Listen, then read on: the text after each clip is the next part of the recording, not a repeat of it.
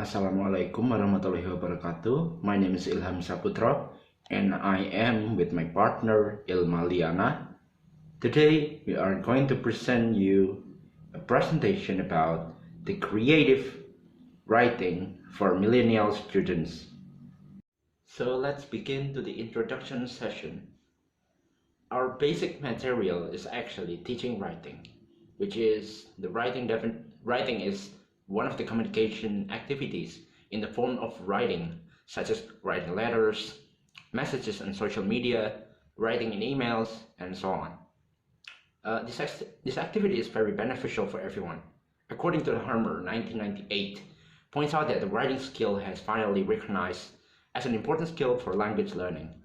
So, writing activities are a priority in this modern era, not only on paper, but also on social media sharing. Many are interested. Notwithstanding, to be an author requires a total arrangement to be incredible essays.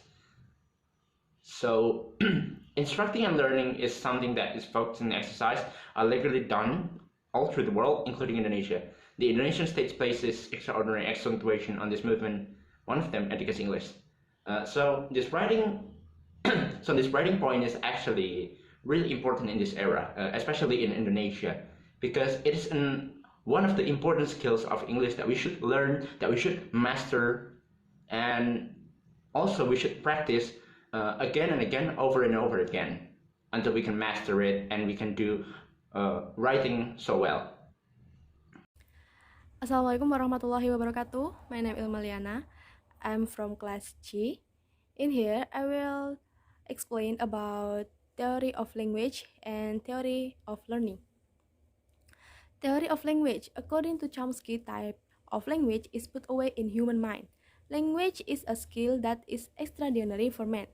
Language is something that should be educated to understudies at an early age. The accentuation in language talking in is suggested signs the beginning.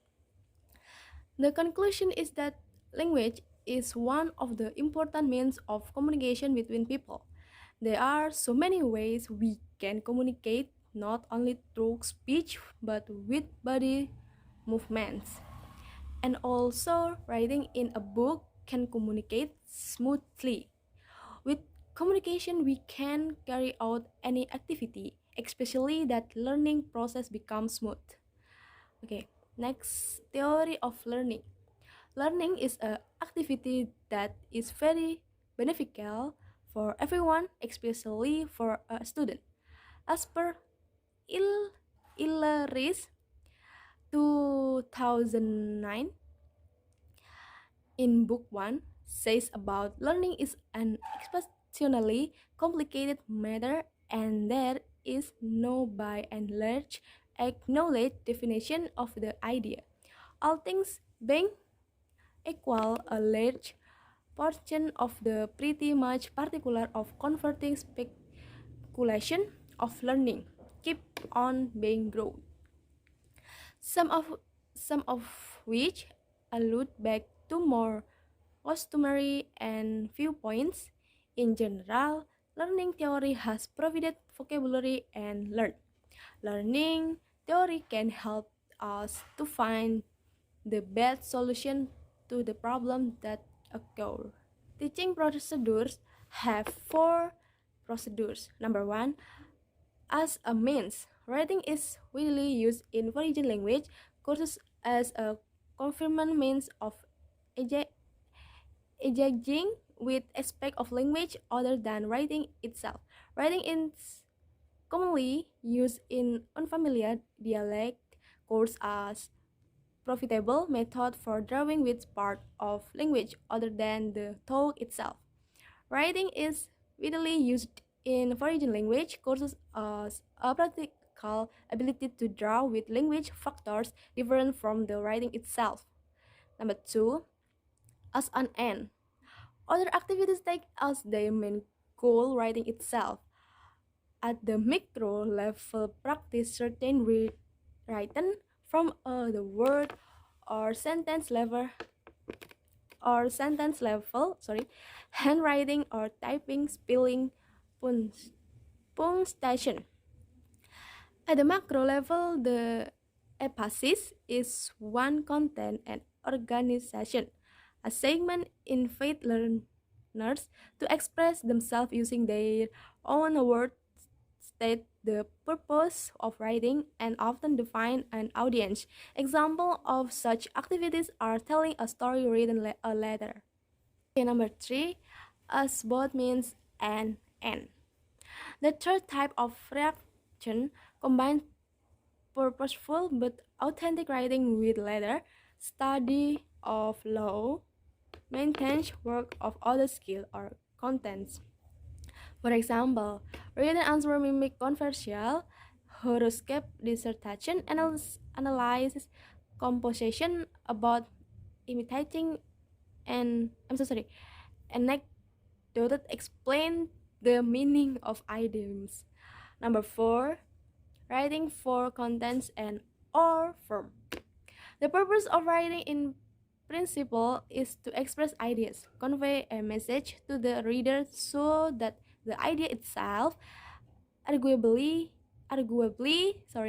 that most important aspect of writing. On the other hand, readers also need to pay attention to the formal aspect of neat handwriting, correct spelling and punctuation, and as well as acceptable grammar and careful vocabulary selection. This because a much higher standard of language is usually demanded in writing than in speech. More careful construction, more precise and varied vocabulary, more broad accuracy of articulation. The first one is the handwriting. Written text has many conventions that distinguish it from spoken language, in addition to differences in grammar and vocabulary. There are also problems with compositions of letters, words, and text. These problems manifest themselves in handwriting, spelling, typesetting, and punctuation. As we know that handwriting is actually personal matter, but however, poorly formatted letters can affect the relationship between the reader and the author. So it is not desirable that the work is the product of a creative task or the work that gets the score in a test or exam. So in this handwriting actually it is the common problem that being faced by many students through the spelling, punctuation, and so on. So as a teacher, we should encourage students to face the problem, to train them to face the problem and to finish the problem, and also to improve their skill to finish the problem. And then second is spelling. Spelling is actually a common problem also, which is misspelling. So misspelling is often considered as a lack of education or support. There is one reason why English students have a difficulty of spelling is because the correspondence between how a word is pronounced and written is not always obvious, because there's a one sound and then one sound another that really doesn't same at all. So that is the common problem that makes the student gets confused. Like, so the example is like this. There's a one sound, like one phoneme can have many different spellings, like Paul, Hans, Boris, Phil, daughter, Sean. And also the same spelling can have many different pronunciation or words, information, care, communication. So as a teacher, we should make them to pay attention to the common spelling of these phonemes, because this is the different thing that we should learn into the phonetic and also the phonemes reading. The third one is layout and punctuation. Different writing communities, multicultural and intercultural, follow different conventions of layout and punctuation in communications, such as correspondence, reports, and advertisements. These often cannot be transferred from one community or a language to another. This difference can easily be discerned by the different punctuation conventions for quoting direct speech in different languages, or the use of commas in place of periods in some languages. And the overuse of commas worries many English writers and publishers. Some punctuation conventions, such as capitalization of the names, months, and the pronoun I, apply to only one or few languages. So in this case, we should know how to use the proper punctuation. So like we when writing a sentence and then we use the punctuation, what we should learn before is actually use the punctuation well. Because if we don't know how to use the punctuation well, we cannot write a good sentence and a right sentence with a good punctuation. Okay, so now let's continue to the characteristics of written language, which is the first one is permanence, and the second is the prediction time, the third one is the distance, the fourth one is orthography, fifth, the complexity, sixth, vocabulary, and then seven, the last one, formality. Okay, so now let's continue to the types of writing classroom performance. So the first one is imitative, or writing in the early stages of learning writing. Students only need to write English letters, words, and possible sentences to learn the conventions of orthographic codes. Second one is intensive or controlled writing. These types sometimes used as a production model to learn, reinforce, or test grammatical concepts. So these types of the performance is actually to control how students' skills of the grammatical concepts. So that is why it is also called as a controlled writing or intensive, because the teacher control and watch the students about how their grammatical skills to get improved well. Okay, so now let's get to the third one, self-writing. The most prominent example of this category class is note-taking, where students take notes in a class that being remembered later. We can make another notes on the edge of the book and on a strange pieces of paper. So this is the basic one, and this is the common types of the writing performance.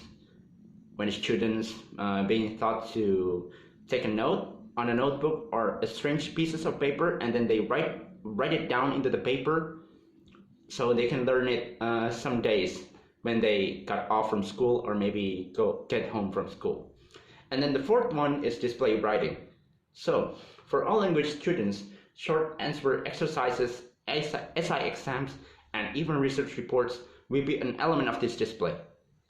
For ESL students limited by technology, this one is the academic skills they need to master to demonstrate writing skills.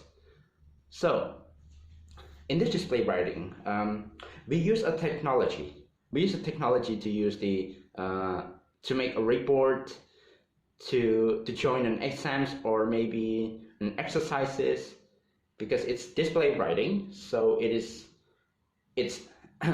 so the technology role in here is needed. So the last one is the real writing. While virtually every classroom writing task will have an element of display writing in it, some classroom writing aims at the genuine communication of messages to an audience in need of those messages. These two categories of real and display writing are actually two ends of a continuum, and in between the two extremes lies some combination of display and real writing. So in this real writing, it's actually a bit different from the display writing. In the display writing, we use a technology. We use a text app like a Microsoft Word or anything that use to write a text to an application. Meanwhile, in real writing, we use our own hand to write down every text or a paragraph on a piece of paper or a notebook, or also to write a book. Okay, so that's the explanation of the types of writing performance.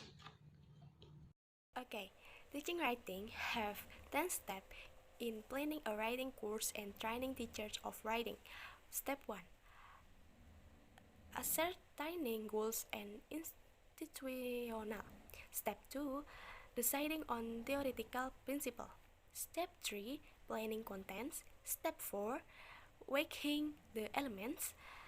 Step 5. Drawing up a syllabus. Step 6.